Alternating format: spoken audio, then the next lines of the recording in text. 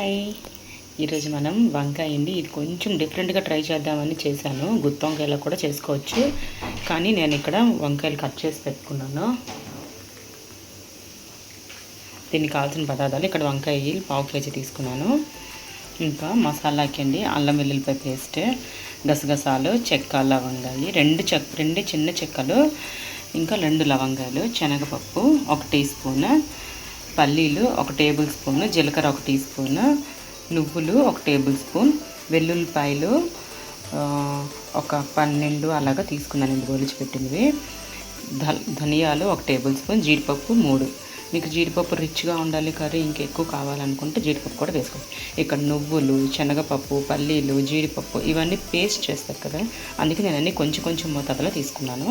ఇంకా గసగసాలు కూడా, తాలింపు దినుసులు, ఆవాలు, జీలకర్ర, శనగపప్పు, ఎండుమిర్చి, కరివేపాకు, ఇంకా ఆనియన్స్, టమాటోస్. ఇప్పుడు తయారీ విధానం చూద్దాం. మనం అన్ని డ్రై ఫ్రై అండి, ఆయిల్ లేకుండా ఫ్రై చేసుకున్నాం. శనగపప్పు, ధనియాలు, జీలకర్ర ఇవి కాస్త ఫ్రై, ఇంకా గసగసాలు, చెక్క, లవంగాలు ఇవి కాస్త ఫ్రై అయ్యాక మన తగిన ఇంగ్రీడియంట్స్ వేసుకుందాం.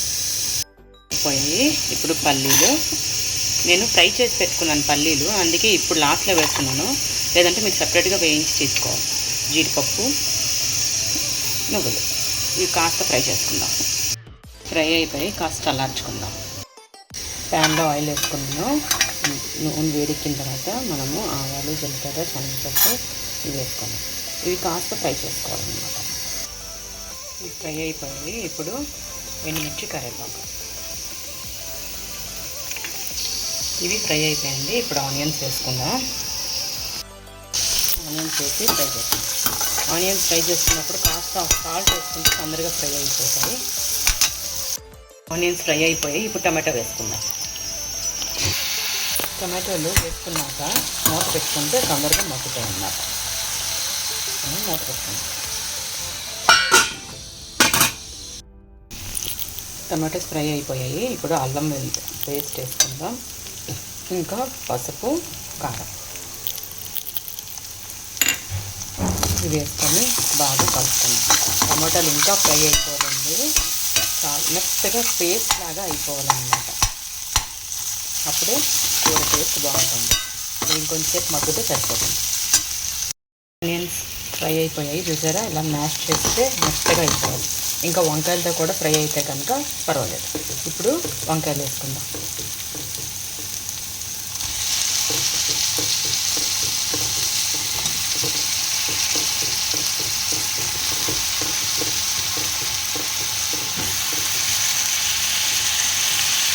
ఇప్పుడు కూడా కాస్త ఉప్పు వేసుకొని ఫ్రై చేసుకుంటే వంకాయకి ఉప్పు పడుతుంది అన్నమాట.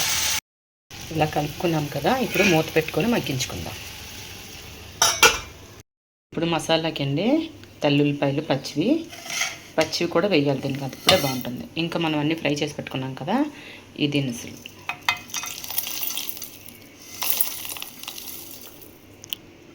ఈ మిక్సీలో వేసి మెత్తగా పేస్ట్ చేసుకుందాం, కొంచెం వాటర్ వేసుకొని.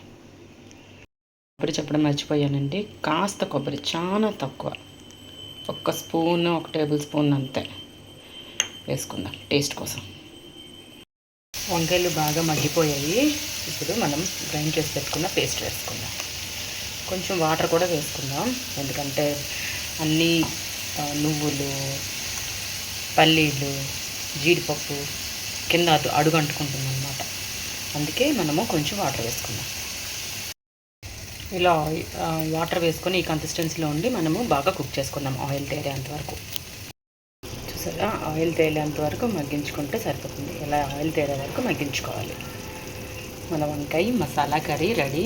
ట్రై చేయండి, లైక్ చేయండి, సబ్స్క్రైబ్ చేయండి. బాయ్.